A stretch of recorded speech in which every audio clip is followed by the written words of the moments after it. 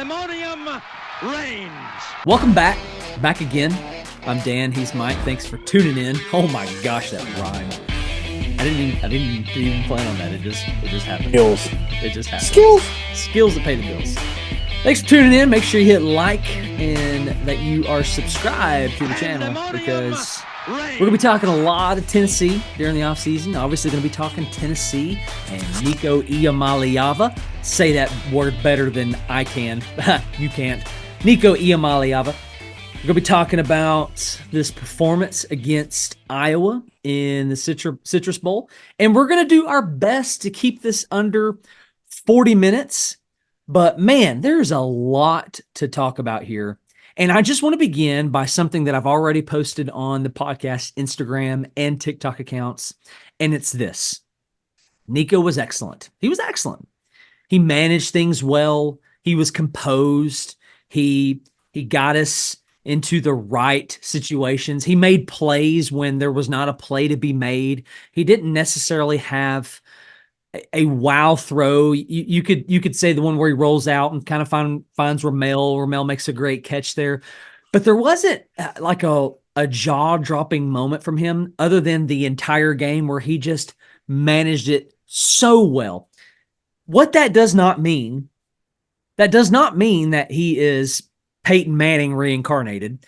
That does not mean that he is going to be in New York by season's end next season. That does not mean that we are 10-2 in 24. So you volunteer fans, calm down, take a cold shower, because I want to remind you, and I haven't even given you a chance to talk yet, and I'm sorry. I love you. It's okay.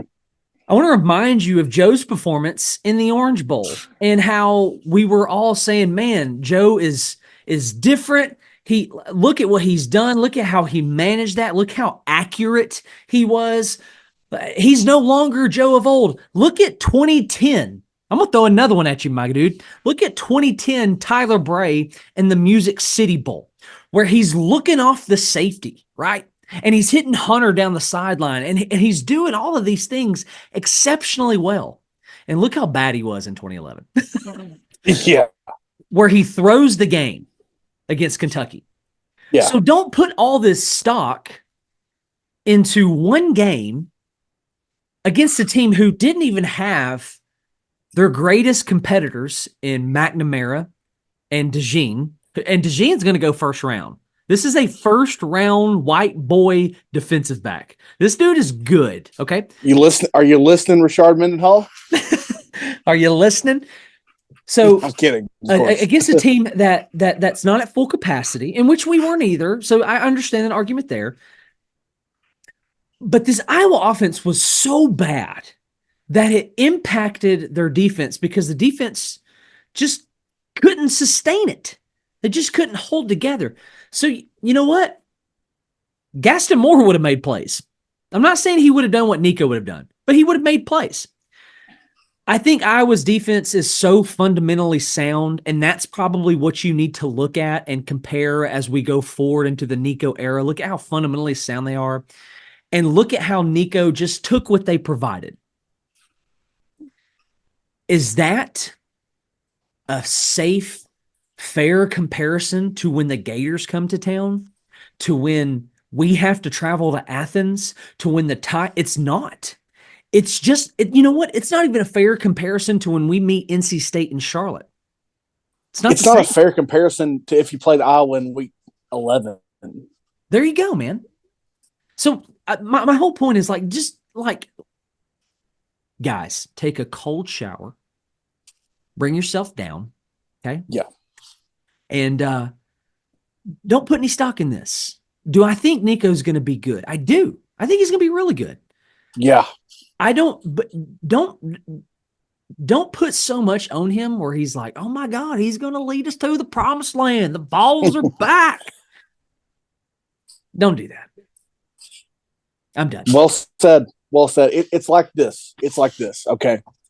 There are people who have said it. I have thought it. I don't know if I've said it, but there are, like, if you look at the Kentucky game only, or okay, if you look at Kentucky this year as Exhibit A, then you might say daggone, man, Dylan Sampson looks like Alvin Kamara. You might say that. Okay. Turn on Iowa in the Citrus Bowl. Did he look like Alvin Kamara? While he did make plays, he did not look like Alvin Kamara. No. Okay. Now, what we might say about Nico, he looks really aware. This is just honest take here. This is just, I'm going to tell you what I think. Yeah. He looked really aware. He processed things pretty quickly, with the one exception of some of the sacks weren't necessary. Sure, they're understandable because the offensive line featured Dane Davis and Jackson Lampley, but some of the sacks didn't need to be taken. But he processed things pretty quickly when he did throw the ball. Absolutely, he was pretty accurate when he threw the ball. Let's say that. He didn't put the ball in harm's way. He didn't overthrow. And I think we think about Joe Milton a lot differently in the Orange Bowl last year. If Joe Milton didn't start in 2021, if he didn't start in 2021 all the way through, and then Joe comes in the Orange Bowl, he had never played before, we would be saying Joe Milton's going to win the Heisman in 2023. Those are the things we'd be saying. Absolutely. But we didn't. But, the unfortunate thing for Joe is we had that 2021, that initial activity, Pitt, the overthrows, etc. Nico, of course, this is his first start. The action's been limited to 4 games and garbage time only. Yeah. Minimal garbage time because we put Gaston Moore in and then David Schuler in one instance. But he looks like, he moves around in the pocket a little bit like Bryce Young. When he takes off, he looks way better than I've watched his high school tape because it's hard not to get excited about a guy like him, right? Yeah. I didn't think he'd run that well, like at any point in his career, because he's 6'6". You know what I mean? Yeah. Like he runs really well for a quarterback. But like you're saying, it's a bowl game, which they are what they are now. We cared a lot more because he was playing. If Joe played in that game, like if Joe started, Tennessee was up 21-6 or nothing, I don't know.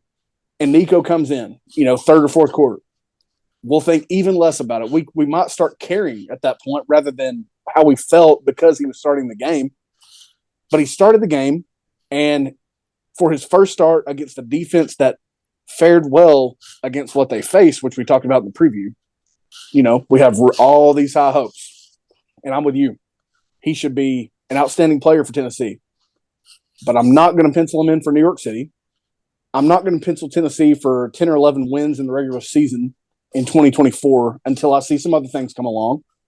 What we should do, though, and what I've heard, listening to some folks, is, the future is now. You got to get him. You've got to get the receivers right. You've got to get the offensive line right. Mm-hmm. You've got to get the defense right. Now, part of that centers around guys like James Pierce, who you have for one more season. Mm-hmm. Get that in your heads now and understand that if you're not in the playoff, and I'm not saying we're going, if you're not in the playoff next year, James Pierce is preparing for the draft. Oh, he's opting out. Yeah. So build around that for 2024.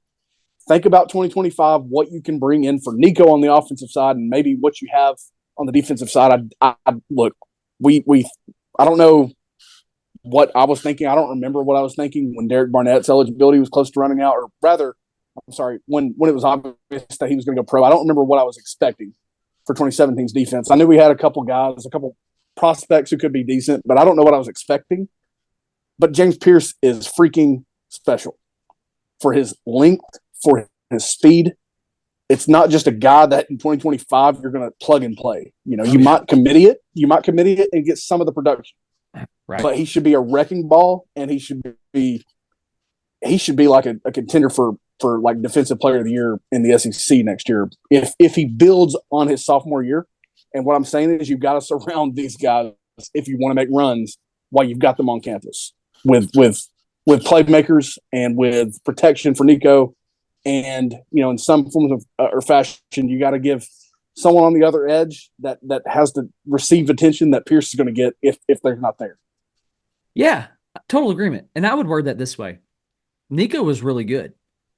James Pierce was the best player on the field.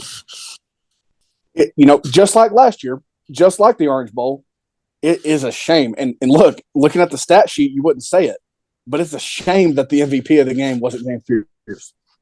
And that's Aaron Beasley, obviously, in the Orange Bowl, I think. Well, that just shows you the stock that the offense sells. Media, offense. Well, I was going to say that people have in the quarterback position. Yeah, quarterback But sells. James Pierce was, and I would even say this, James Pierce was more impactful than Nico was. And Nico accounted for 4 scores. And I'm with you because I think you could have beat Iowa 20-0 with Joe or with Gaston Moore for that matter. I'm not disparaging any of them when I say that. I'm just saying even if you didn't have Nico's legs, because with some of the drops, with some of the poor protections by offensive line and running back, Nico was improvising a bit. Yeah. I think no matter what, you're going to hold them to 10 at most, because what we're about to get to features 60 passing yards for Iowa offensively and 173 total yards. And I just don't think there was much more than that there. Obviously, it was big at the moment that Andre Turrentine picked off Deacon Hill, and he made a terrible decision to throw that ball where he threw it. He didn't see Andre Turrentine, I have to assume. But they just didn't create opportunities, and they didn't, like you said, they didn't protect their defense in any form or fashion. I think that pick by Turrentine was the play of the game, in my honest opinion. Play of the game, because after that took place, it was almost like, man, are they going to make it this far again? They had already shown signs of every inch is going to be tough. Every inch is going to be tough. Hey, one quick thing before we kind of continue. I really wanted this to be a part of the introduction as well. To the Volunteer fans that are saying, look what he did. He should have started over Joe the whole year. Stop it. Stop it. You're assuming that the Nico that you got in I shouldn't word it that way, in your bowl game after 2 additional practices after the regular season is over, is the same Nico you would have gotten when you traveled down to Gainesville, Florida. And that is just a stupid and lazy take. He said himself that one of the best things that could have happened to him was that he sat under Joe this year.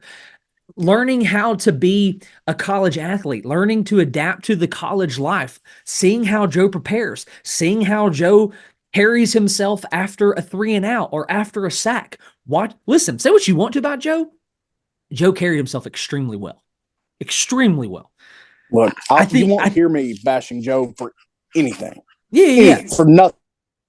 So what better guy to sit under for a year to learn the system? Dude, this is not the amount of Vol fans that they're saying we should have started. You're assuming that this is the new season in NCAA 14, and you just plug that guy into your system and you just push all the buttons. That's not how this works. He's got to learn the stuff, man. And while he was an early enrollee, I would like to see you try to learn an offense in that amount of time. I'd like to see anybody try this. Anybody try it. So let's get off that. If you're a Vol listener, stop. Don't do that. Moving on, game. Deacon Hill was atrocious. Dude, he's a special bad. He's honestly, he's in the category for the worst I've ever seen. The worst I've ever seen. I will say this. They should have started Lanes, whatever his name was. I thought it was. They at least had something. A quarterback scramble, whatever that was, that we struggled to get a hold of when he came in. Maybe at that point we just became so lackadaisical, which is a word that Zion Williamson cannot say, by the way. I don't know if you know that. I don't know. I'm not going to try.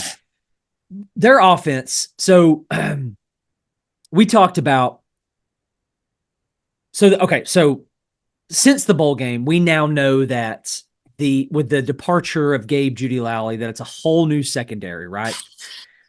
With Judy Lally, we said, man, what greater game for our young secondary to come in and get some kind of experience. I'm not even sure that they got that, dude. That's how bad that offense was. Yeah. He was late. Especially after the pick.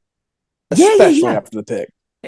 He was late on balls. He was a one receiver, and he had made up his mind. He was not going to go through progressions. It's not going to happen. That is arguably the worst quarterback play I've ever seen at the collegiate level. And I'm just here to tell you that I'm so thankful that we that we got a taste of it.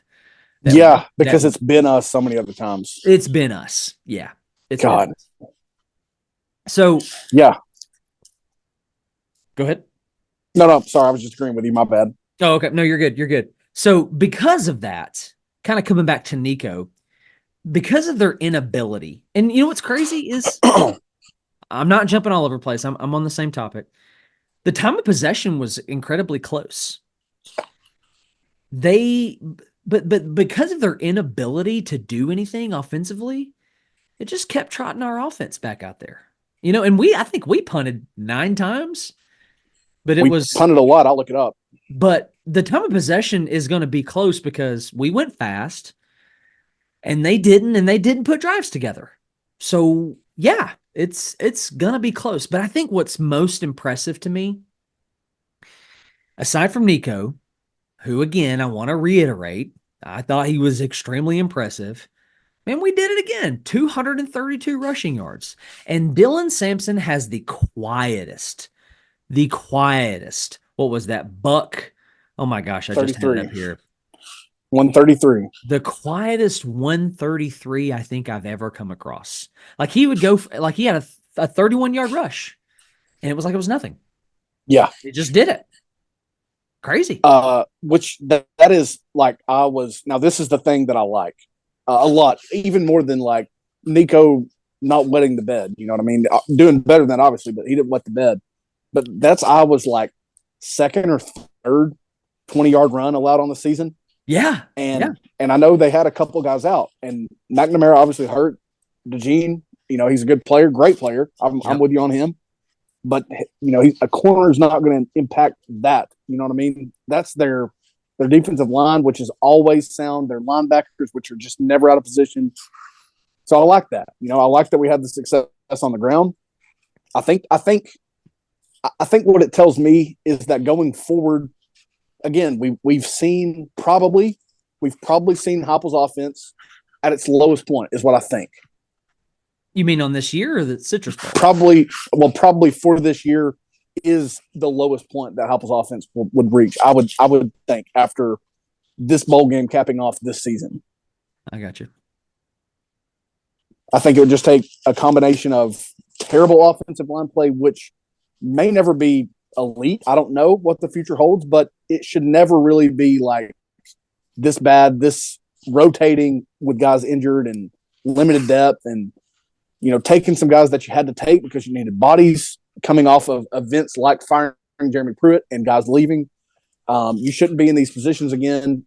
Quarterback play.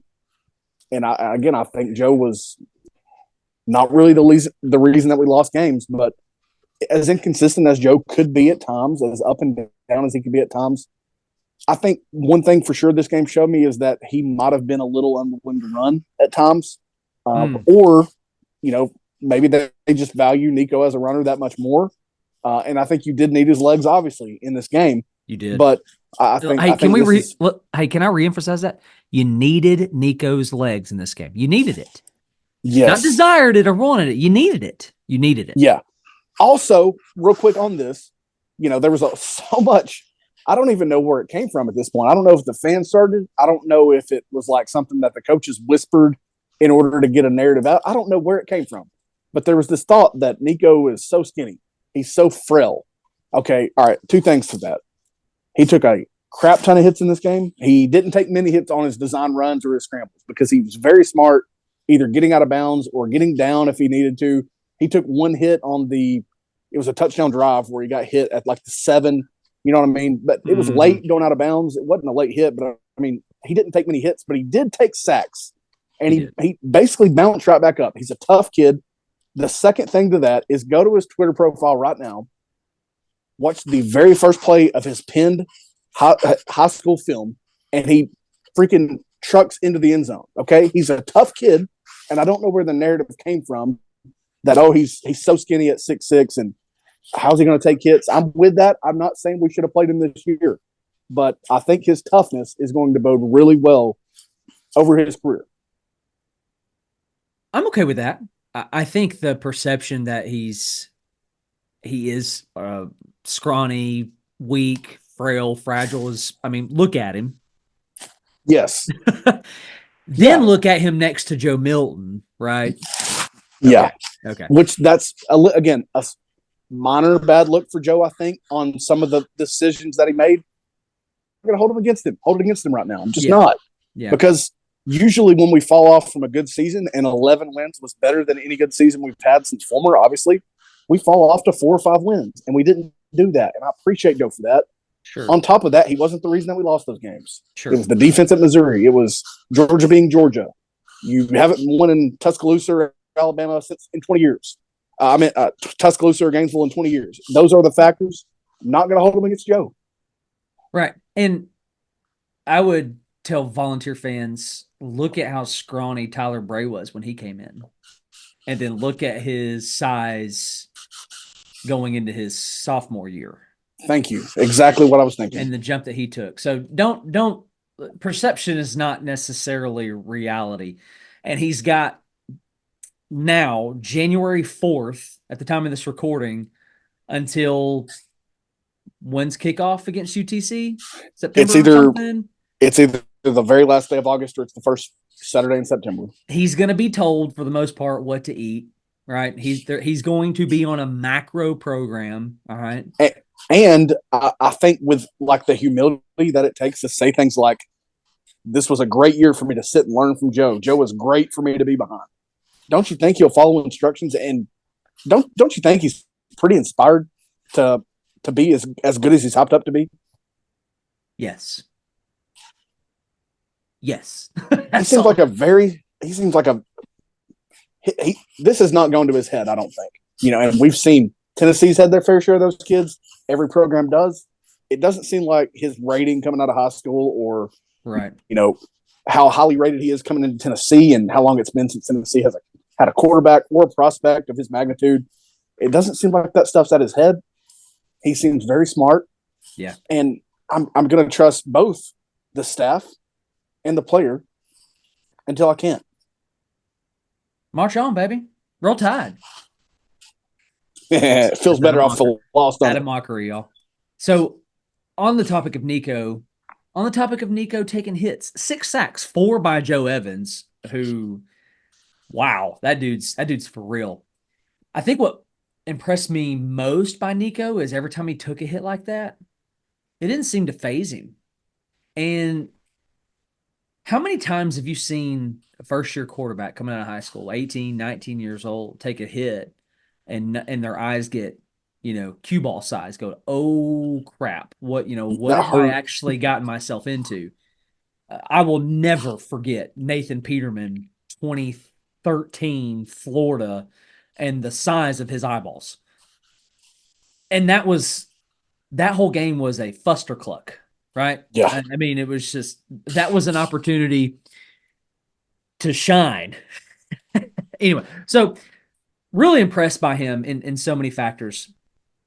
But I want to transition, and the Tennessee fan base is getting what it has asked for. And I would just say, my mom used to tell me, be careful what you wish for. You just might get it. Well, the entire secondary is gone. The only person that we are retaining from that secondary is Coach Willie Martinez. He's it. Judy Lally, gone. Slaughter, gone. McDonald, gone. Walker, gone. Hadden, gone. Gone. They're all gone. Yeah. And I'm not entirely sure how I feel about that. I'm excited, I think, for the Ricky Gibsons who got a lot of playing time against Iowa. I think even Christian Harrison caught, I shouldn't use that term, had a handful of plays, 8, 9, 10 maybe. Some of these young guys I'm excited for, but I'm also extremely cautious. And I shouldn't be doing this because it is now your job, Mike, to steer us back towards the Citrus Bowl. All right. These young guys, I think it's going to be a wake-up call in Charlotte because I think NC State's going to be improved. as far as just the passing game goes. And you've got teams like Kentucky, who I think is going to be improved as far as the passing game goes. Leary is not who we thought he was. Not saying Vandergriff is, but I mean, how much worse can it get? And they're going to have some dudes, uh, out on the edge to make plays. Mertz, we now know can play. Milrow, we know who he is. Like he can do it. Carson Beck. So Tennessee fans, seriously, is that really what you want? Is that really what you want? Because truthfully, I would have loved to have seen at least Wesley Walker return and at least Gabe Judy Lally return. I don't understand Judy Lally declaring. I really, really don't. I don't either. I know that college football has a shelf life, even with COVID eligibility, that makes it look like it doesn't have a shelf life. Maybe he's done with it. I don't know. He's a smart guy in terms of he got a scholarship at Vanderbilt. If you've heard him speak, you know that he's intelligent. So I'm assuming that he got a good grade, or that I don't know. I don't really know what the other alternative is. I don't think it's that the staff didn't want him because of his veteran nature, sounding like a coach on the field. I don't know. I do think it's one of those things where don't think I'm crazy here. The injuries played in your favor just a little bit, meaning Tamarion McDonald created playing time for Jordan Thomas. Haddon created playing time down the stretch for Ricky Gibson. Turrentine was pushing for a lot of action in fall camp or spring, but I don't remember if that was McCullough's legal situation or what that was, but he was pushing very hard back there, and I think he's going to be a good player. I think he's not a bust in terms of what he was rated coming out of high school, going to Ohio State. I think he's athletic. I think he can be a great player. You're gonna get back if you need him and if you want to use him. You and I are hoping that they do. Christian Charles, who got very early playing time in his career at safety, if you need him, which is again we think the best fit for him position wise.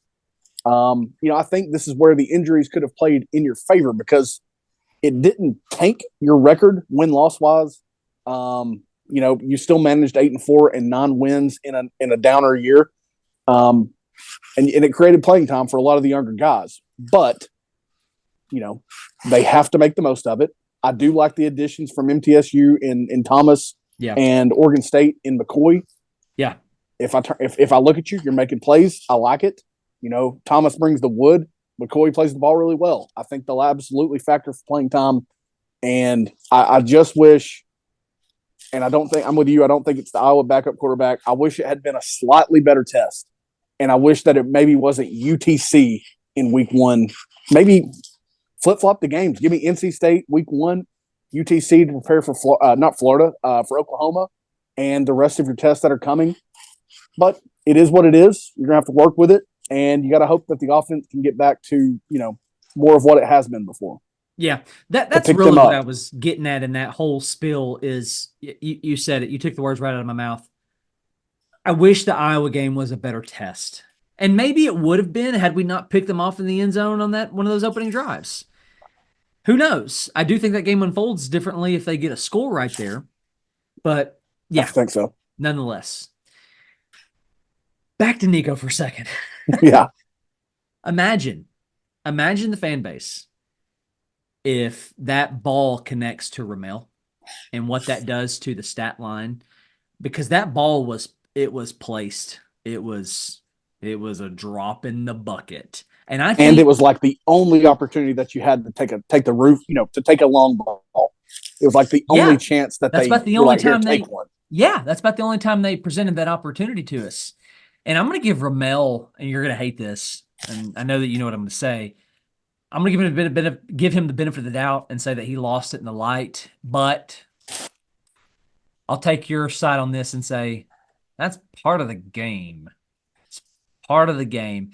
And I will say this, and I want to know your thoughts on him as far as Ramel goes. I just hate that his time kind of ended that way.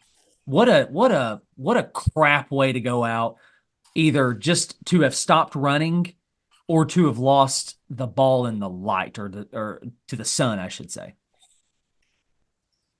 hate this whole season for him, man. Because as much as we talk about like these quarterbacks now, Joe Milton, perfect example, waiting around for their opportunity. Man, he came in a long time ago. He's seen a lot of bad football before getting his opportunity again in 2022 and making the most of it.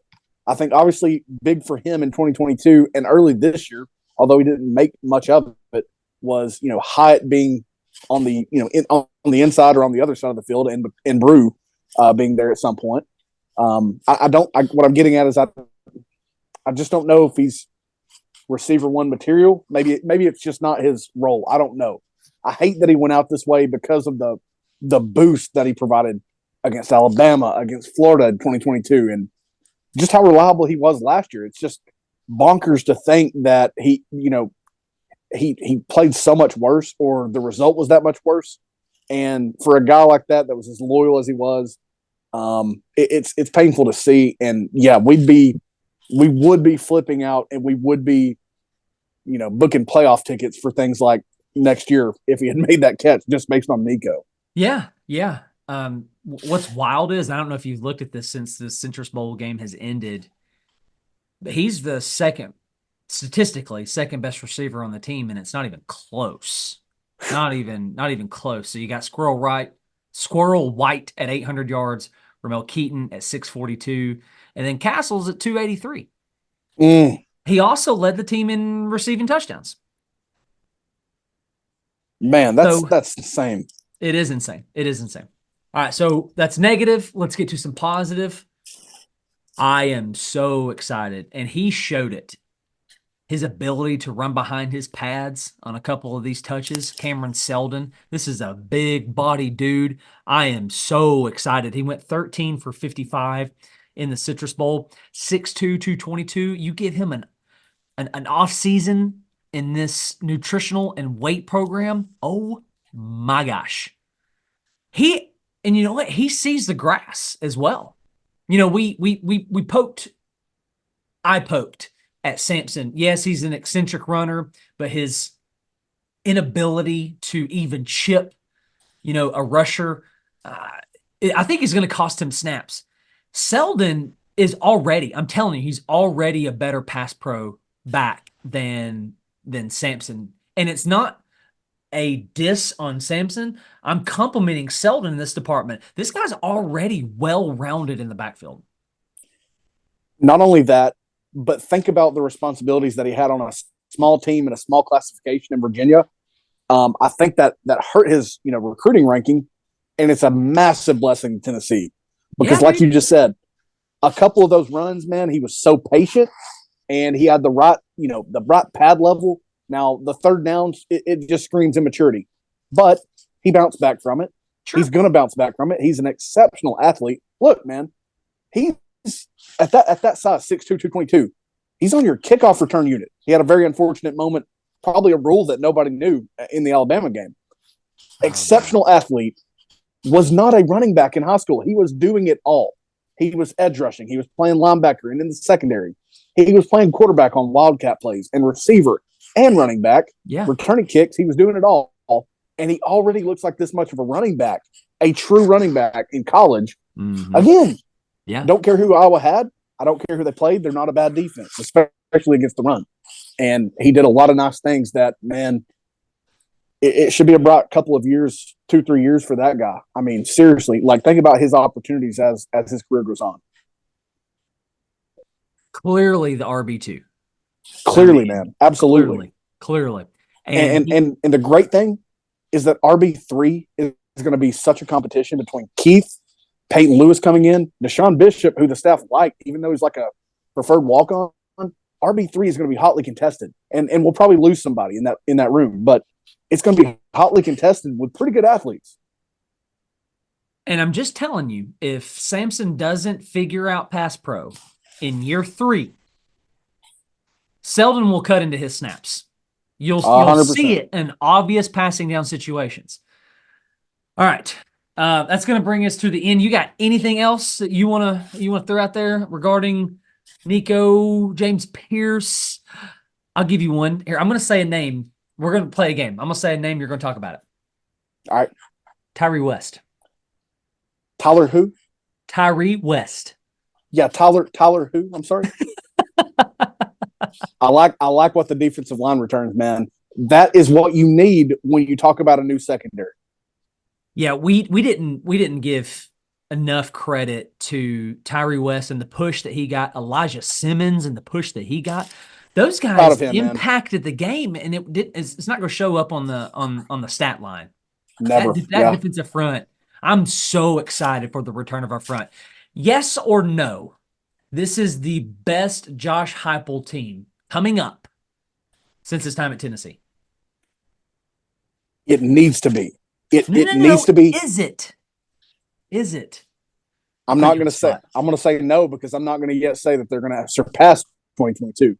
I'm telling you, they should push it.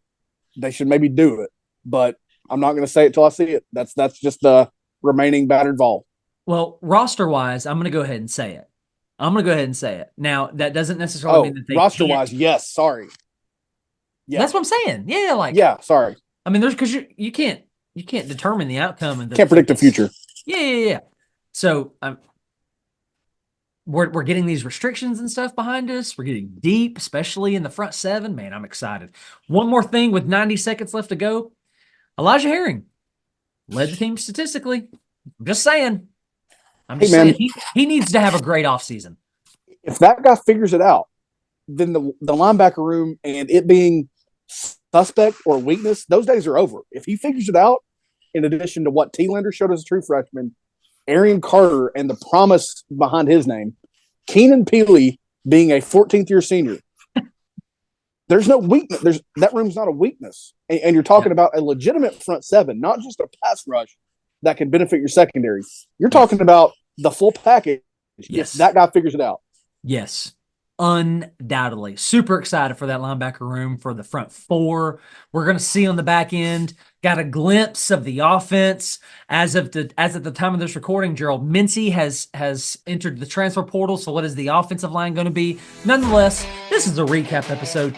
Volunteers take it to Iowa, 35-0. I don't care who you're playing. That is a hard thing to do. What else is a hard thing to do? Just kidding. This is not hard. Push like, push subscribe. Thank you so much for listening to us. I'm Dan. He's Mike. This is Pandemonium Reigns. God bless and go Vols. GBO.